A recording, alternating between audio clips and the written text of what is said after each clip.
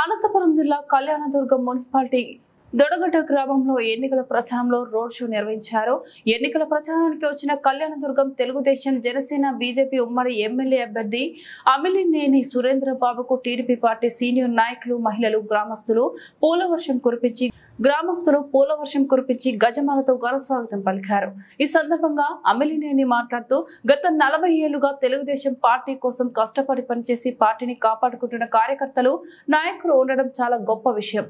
Party కోసం కేసులు పెట్టించుకున్నప్పటికీ party కోసమే పనిచేయడం చాలా గొప్పదని, అలాంటి కార్యకర్తలను కంటికి రెప్పలా కాపాడుకుంటూ బీజేపీ కాలువ పనులు పూర్తి చేసి నీళ్లు తీసుకొస్తా, దీనికి తోడు చాలా వరకు రోడ్లు వేసి ప్రయాణానికి ఇబ్బంది లేకుండా చూస్తా, అవినీతి అక్రమాలు చేయడానికి రాలేదు, అభివృద్ధి చేయడానికి వచ్చా. నేను అక్రమాలు అవినీతి చేసినట్టు తెలిస్తే నడి రోడ్డులో నిలదీయొచ్చు, తప్పకుండా అభివృద్ధి చేసి తీరుతా.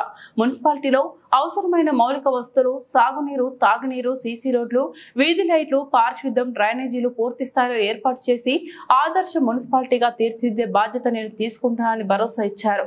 ఓటు హక్కు కలిగిన ప్రతి ఒక్కరూ బాధ్యతగా ఓటు హక్కు వినియోగించుకోవాలని కోరారు.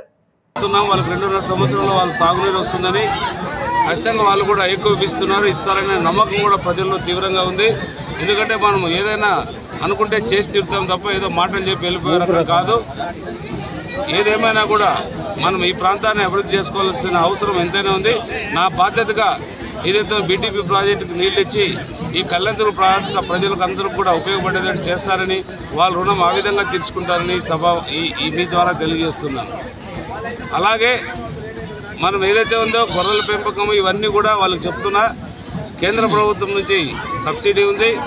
మన మేనిఫెస్టోలో కూడా చంద్రబాబు నాయుడు గారు పెట్టారు. అది ఆ సబ్సిడీ రూపంలో ఒక 1,00,000 రూపాయలు తీసుకుంటే 50,000 రూపాయలు సబ్సిడీ రూపంలో పోతుంది. ఇంకొక 50,000 రూపాయలు మాత్రమే వాళ్ళు చెల్లించాల్సిన అవసరం ఉంటుంది. దానికి ఇన్సూరెన్స్ కూడా ఉంటుంది ఏదైనా జరిగినా కూడా. కాబట్టి అది కూడా వాళ్ళకి బ్యాంకర్స్తో మాట్లాడి వాళ్ళందరూ కూడా గొర్రెలు కావచ్చు, ఆవులు కావచ్చు, ఇలాంటివి వచ్చే ఏర్పాటు కూడా చేస్తారని తెలియజేయడం జరిగింది. ఏదేమైనా కూడా మనకి మే 13వ తారీఖు చాలా ముఖ్యమైన ఎన్నిక. ఆ రోజు వెలుగు రావాల్సిన రోజు. ఎందుకంటే 12వ తారీఖు రాత్రి 12 గంటలకు చీకటి రాజ్యం పోతుంది. 13వ రోజు చంద్రుడి రాజ్యం ప్రారంభమవుతుంది. మన చంద్రబాబు నాయుడు గారి పరిపాలన నేను అనుకోవడం ఆ రోజుతోనే ప్రారంభం. మనకు ఖచ్చితంగా 130-140 స్థానాలు పైన వచ్చే ఖచ్చితంగా వస్తాయని అన్ని సర్వేలు కూడా చెప్తున్నాయి. గెలవబోతున్నాం. అలాగే మన ప్రత్యర్థి అయిన రంగయ్య గారు కూడా ఒకటే చెప్పారు. ఆయన కూడా ఇక్కడ మన బోరంపల్లిలో చెప్పాడు, మీరందరూ కూడా ఒకటే గుర్తుకు ఓటేయండి, సీరియల్ నెంబర్ 1కి ఓటేయండి అని. ఆయనకు కూడా పాపం మన అభివృద్ధిపై నమ్మకం కలిగింది కాబట్టి మనం అభివృద్ధి చేస్తామనే ఉద్దేశంతో ఆయన కూడా ఒకటే నెంబర్కి ఓటేయమని చెప్పడం నిజంగా ఆయన మనం అభినందించాల్సిందే.